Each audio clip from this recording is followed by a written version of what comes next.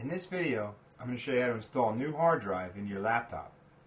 Now, not all laptops are the same, but they're all similar. You turn it upside down, and you locate your area where your hard drive goes, and it has a little symbol on it that looks like a disk, right here.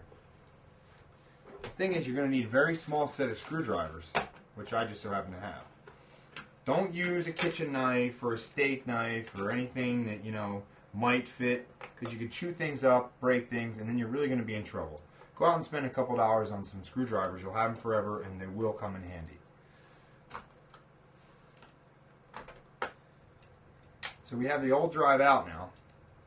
There's a lot of reasons why you'll upgrade a hard drive. You might want some more space. Your old one might have fried. You don't want to quite trash your computer. So therefore, you just get a new drive. Now, when you get the drive out, it is in a caddy. This is called a hard drive caddy. Take all the screws out and remove the old hard drive.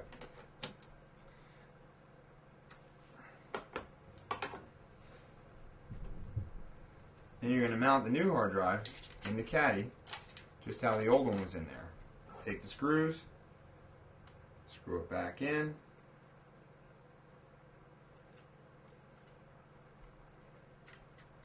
Just like that. Drop it in the slot. Make sure it's nice and snug.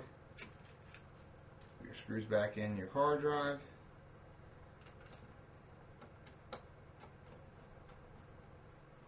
There. Voila. That easy.